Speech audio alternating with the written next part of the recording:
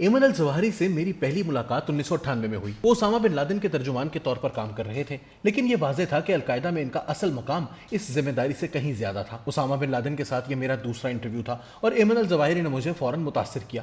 انہوں نے Usama bin Laden کے جوابات کا عربی سے فصیح انگریزی میں ترجمہ کیا۔ ایمن الظواہری تعلیم کے اعتبار سے ایک مصری ڈاکٹر تھے۔ وہ میرے تنقیدی سوالات اپنے چہرے پر ہلکی سی مسکراہٹ کے ساتھ عربی میں ترجمہ کر کے اسامہ بن لادن کو سناتے اور پھر اگلے ہی لمحے بہت جارحانہ لہجے میں اسامہ بن لادن کے جوابات مجھ تک پہنچاتے کہ ایمن الظواہری کابل شہر کے مرکزی علاقے میں ایک امریکی ڈرون حملے میں مارے گئے ہیں، تو مجھے افغانستان میں جہاد سے ان کے گہرے تعلقات کا خیال آیا۔ حقیقت یہ ہے کہ وہ دارالحکومت کابل میں کھلے عام رہ رہے تھے۔ یہ امر بذات خود ایک واضح یاد دہانی تھی کہ طالبان نے اپنے پرانے طور طریقے نہیں بدلے۔ یہ واضح ہے کہ بین الاقوامی دہشت گردوں سے دور رہنے کے مغرب سے وعدوں کے باوجود ایمن الظواہری کے ساتھ احترام سے پیش آیا جا رہا تھا۔ اگرچہ ایمن الظواہری ماضی کی طرح القاعدہ کی عملی طور پر قیادت نہیں کر رہے تھے، لیکن وہ طالبان کے لیے بدستور اہمیت رکھتے تھے۔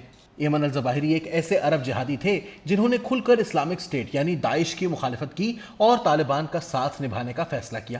اگر اسامہ بن لادن کبھی القاعدہ کا عوامی چہرہ تھے تو ایمن الظواہری اس تنظیم کا دماغ تھے۔ اسامہ بن لادن کے ساتھ میرا پہلا انٹرویو 1997 میں تورا بورا پہاڑوں کے غار میں ہوا، جہاں ان کے متعدد ساتھی مترجم کے فرائض انجام دے رہے تھے۔ یہ افراد عرب نہیں تھے اور اسامہ بن لادن واضح طور پر ان کے کام سے مطمئن نہیں تھے۔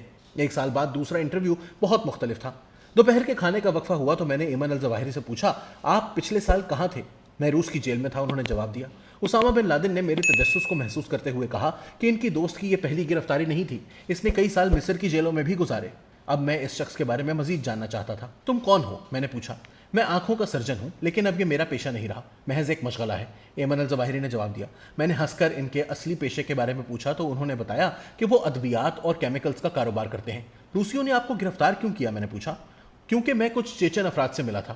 ان کا جواب واضح طور پر تہدار تھا۔ ہماری گفتگو کے اختتام پر مجھے معلوم ہوا کہ ایمن الظواہری مختلف پاسپورٹس پر یورپ، آسٹریلیا اور نیوزی لینڈ کا سفر کر چکے ہیں۔ وہ امریکہ کے خلاف اسامہ بن لادن کے فتوے پر دستخط کرنے والوں میں سے ایک تھے۔ اس انٹرویو میں اسامہ بن لادن کے ساتھ میری گفتگو کا بنیادی موضوع یہی فتویٰ تھا۔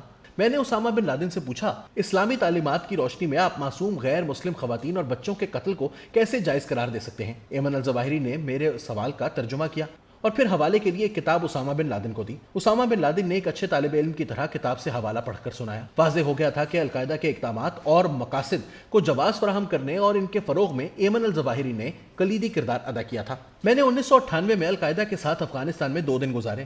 القاعدہ کے دیگر ذرائع سے مجھے معلوم ہوا کہ ایمن الظواہری نے بلیک مارکیٹ میں ممکنہ پورٹیبل ایٹمی ہتھیاروں کی تلاش میں چیچنیا کا سفر کیا تھا۔ جب چیچن مافیا کے ناراض ارکان کے ساتھ معاہدہ طے نہ پا سکا تو انہوں نے غصے میں روسی سیکیورٹی فورسز کو گروزنی میں ایک پراسرار عرب تاجر کی موجودگی کے بارے میں معلومات لیک کر دیں۔ ایمن الظواہری کو جلد ہی جعلی سوڈانی پاسپورٹ کے ساتھ گرفتار کر لیا گیا، لیکن 6 ماہ بعد رہا کر دیا گیا کیونکہ روسی ان کی اصل شناخت جاننے میں ناکام رہے۔ بن لادن کے ساتھ اپنے دوسرے انٹرویو کے چند ہفتوں کے اندر مجھے ایک پاکستانی مذہبی پیشوا کے ذریعے ایمن الظواہری کے ہاتھ سے لکھے ہوئے خطوط اور کتابچے ملنا شروع ہو گئے۔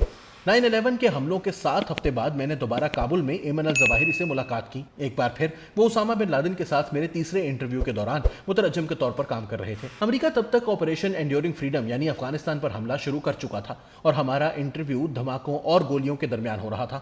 ایمن الظواہری پرسکون دکھائی دے رہے تھے اور یہاں تک کہ بالکل رواداری میں مجھ سے میرے چائنا سنکیانگ ایئر لائنز کے سفری بیگ کے بارے میں بھی پوچھا اور پھر کہا کہ انہوں نے بھی چین جانے کے لیے یہی ایئر لائن استعمال کی تھی۔ میں نے اپنی پریشانی چھپانے کی کوشش کی۔ آپ القاعدہ کے جیمز بانڈ ہو سکتے ہیں، اسی لیے آپ پریشان نہیں لگ رہے، لیکن میں جیمز بانڈ نہیں ہوں، میں یقینی طور پر پریشان ہوں، میں نے مذاق میں کہا۔ آئیے انٹرویو شروع کرتے ہیں کیونکہ مجھے یہاں سے جتنی جلدی ممکن ہو بھاگنا ہے۔